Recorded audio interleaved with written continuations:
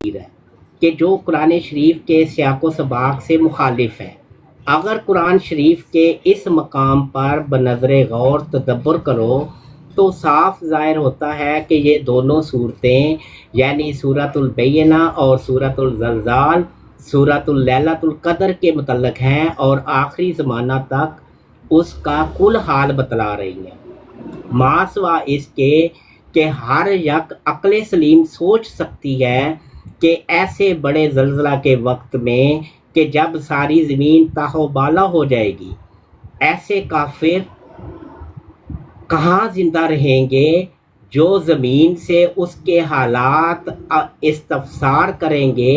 کیا ممکن ہے کہ زمین تو ساری زیر و زبر ہو جائے، یہاں تک کہ اوپر کا طبقہ اندر اور اندر کا طبقہ باہر آ جائے اور پھر لوگ زندہ بچ رہیں؟ بلکہ ایک منٹ، یہ کیا ہو گیا ہے؟ بلکہ اس جگہ زمین سے مراد زمین کے رہنے والے ہیں، اور یہ عام محاورہ قرآن شریف کا ہے کہ زمین کے لفظ سے انسانوں کے دل اور ان کے باطنی قوا مراد ہوتے ہیں، جیسا کہ اللہ جل شانہ ایک جگہ فرماتا ہے۔ آگے سورہ الحدید کی آیت نمبر 17 کوٹ کی ہوئی ہے انہوں نے، یہ بالکل صحیح ایسے ہی ہے جیسے قرآن پاک میں ہے، اور آگے جیسا کہ فرماتا ہے، اور پھر سورہ الاعراف کی آیت نمبر 57 انہوں نے پیش کی ہوئی ہے، تو وہ بھی وہاں پہ لکھی ہوئی ہے، وہ بھی سیم ہی ہے۔ آگے آیت کے بعد وہ لکھتے ہیں کہ ایسا ہی قرآن شریف میں بیسیوں نظیریں موجود ہیں جو پڑھنے والوں پر پوشیدہ نہیں، ماں سوا اس کے روحانی وعظوں کا ذکر ہونا اور ان کے ساتھ فرشتوں کا آنا ایک روحانی قیامت کا نمونہ ہوتا ہے، جس سے مردوں میں حرکت پیدا ہو جاتی ہے اور جو قبروں کے اندر ہیں وہ باہر آ جاتے ہیں، اور نیک اور بد لوگ اپنی سزا جزا پا لیتے ہیں۔ سو اگر سورۃ الزلزال کو قیامت کے آثار میں سے قرار دیا جائے تو اس میں بھی کچھ شک نہیں کہ ایسا وقت روحانی طور پر ایک قسم کی قیامت ہی ہوتی ہے۔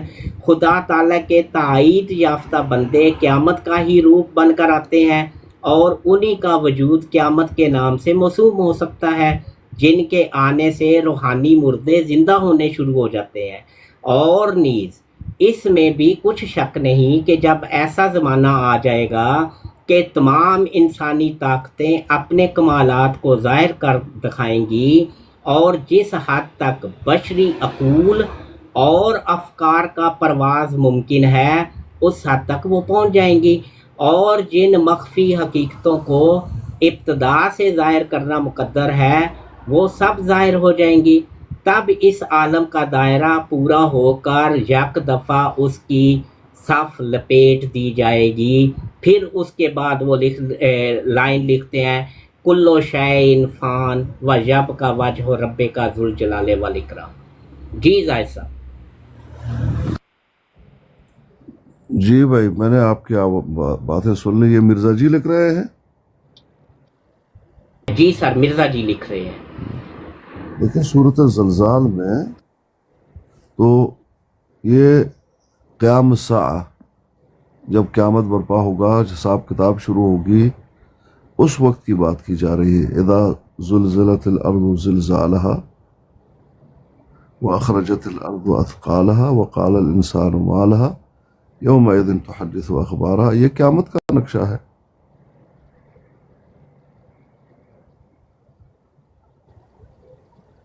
اس وقت جب یہ تمام چیزیں ہوں گی،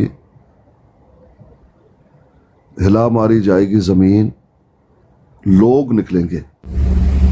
ابھی اللہ بہتر جانتا ہے کس طرح سے اسی زمین سے نکلنا ہے نا لوگوں نے، اسی زمین میں وہ دفن ہے۔ وَأَخْرَجَتِ الْأَرْضُ أَثْقَالَهَا، جو بوجھ ہے اس زمین میں، اتنے سارے لوگ یعنی دفن ہیں، ان کو باہر نکال دے گی۔ اسی زمین سے نکلنا ہے نا لوگوں نے۔ وَقَالَ الْإِنسَانُ مَا لَهَا، اس وقت انسان کہے گا یہ کیا ہوا۔ آگے یہ ایک جواب آیا، یومئذ تحدث اخبارها، اب اپنی زمین پورا اخبار دے گا کہ اس زمین پر اس انسان نے کیا کیا، اچھا کیا یا برا کیا. ہر چیز کو زبان ہے، اللہ دے گا. وجہ بِأَنَّ رَبَّكَ أَوْحَى لَهَا، کیونکہ اللہ پاک نے اس کو یہ بتایا ہے کہ وہ کرنا ہے. اللہ پاک کا حکم ہے. يَوْمَئِذٍ يَصْدُرُ النَّاسُ أَشْتَاتًا لِيُرَوْا أَعْمَالَهُمْ، اس دن کیا ہوگا پھر؟ لوگ جب جمع ہوں گے وہ اپنے اعمال دیکھیں گے اس نے کیا کیا ہے. فَمَن يَعْمَلْ مِثْقَالَ ذَرَّةٍ خَيْرًا يَرَهُ، جس نے ذرہ برابر اچھا عمل کیا ہوگا وہ اس کو دیکھے گا، وہاں پائے گا. وَمَن يَعْمَلْ مِثْقَالَ ذَرَّةٍ شَرًّا يَرَهُ، جس نے ذرہ برابر غلطی کی ہوگی اس کو بھی پالے گا. یہ قیامت کا نقشہ ہے، حساب کتاب کا نقشہ ہے. جب دنیا ختم ہو جائے گی، ظاہری بات ہے ایک دن اٹھنا ہے، سور پوکا جائے گا، سیدھا لا عوج لہا اسی سور کی طرف جائیں گے، ایک جگہ جمع ہوں گے. یہ تو قیامت کا نقشہ ہے.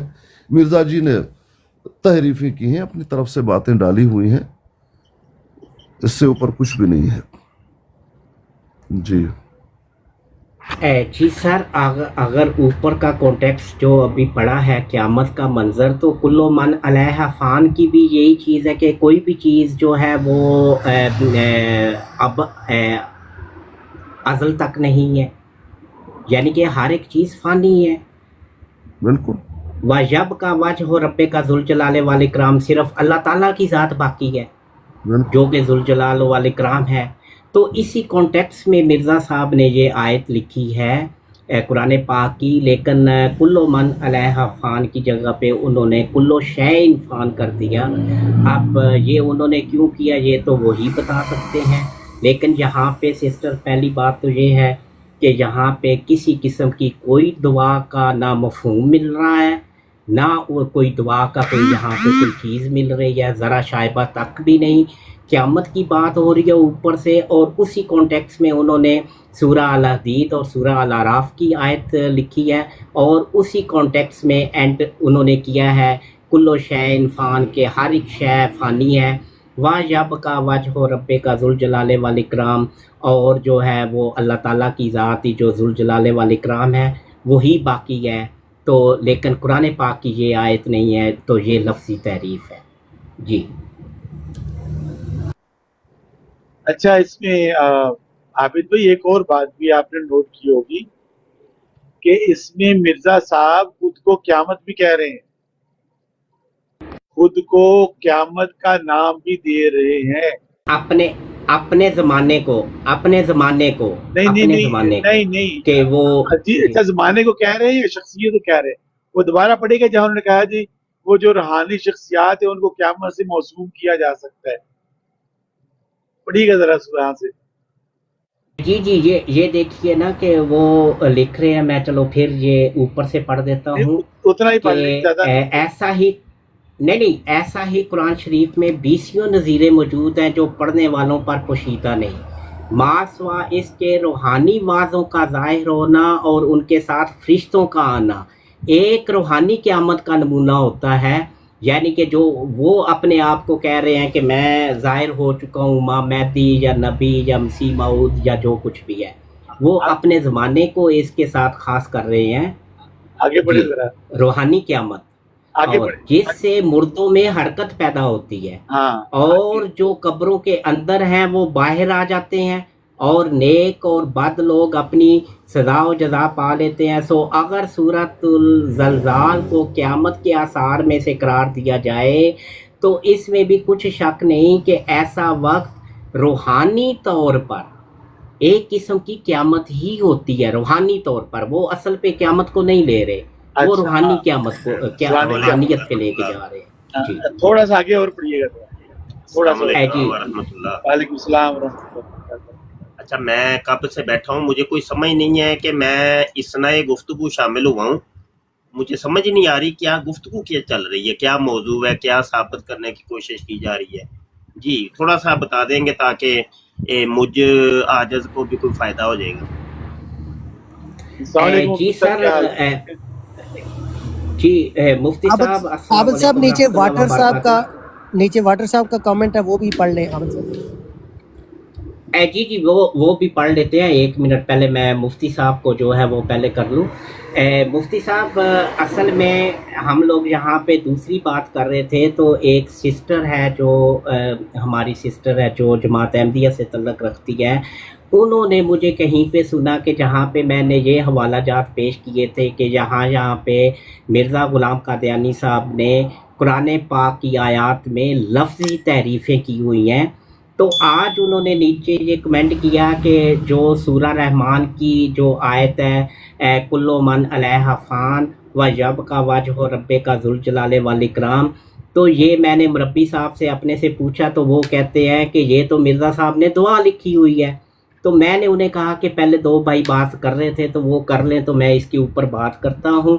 تو میں نے روحانی خزائن کھول لی اور یہ 169 نمبر پیج پہ ہے. تو میں نے 166 پیج نمبر سے جہاں سے نیو پیراگراف شروع ہوتا ہے وہاں سے پڑھنا شروع کیا. تو یہ میں نے ان کو بتایا کہ اس کے اندر کہ دعا کا تو کوئی کسی قسم کا کوئی تاثر شائبہ تک بھی نہیں ہے, تاثر تو بہت دور کی بات ہے. اور یہ جو آیت مرزا صاحب نے لکھی ہے کلو شین فان, اور یہ بھی اسی کانٹیکس میں لکھی ہے کیونکہ اوپر وہ سورہ الحدید اور سورہ الاعراف کی آیات کو بھی کوٹ کیا انہوں نے قیامت کے کانٹیکس میں.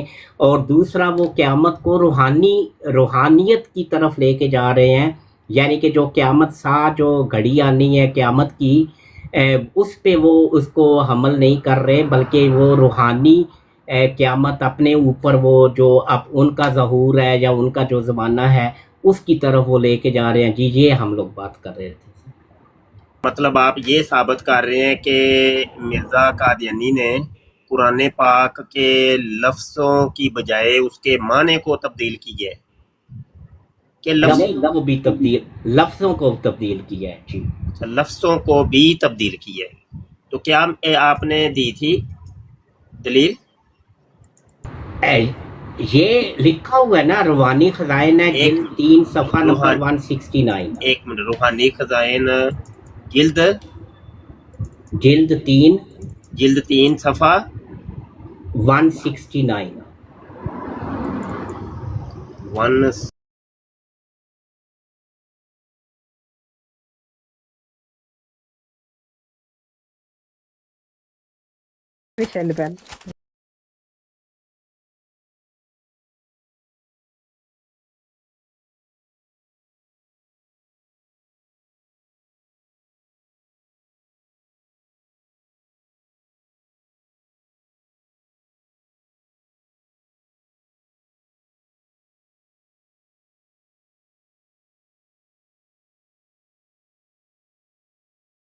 اس پروگرام میں شریک مہمان اور کال کرنے والوں کی آراء، موقف اور خیالات ان کے اپنے ذاتی ہیں اور ضروری نہیں کہ وہ ہمارے چینل اور ٹیم کے خیالات، آراء اور موقف کی عکاسی کریں. ہم کسی دوسرے فرد کی آراء اور موقف کے ذمہ دار نہیں.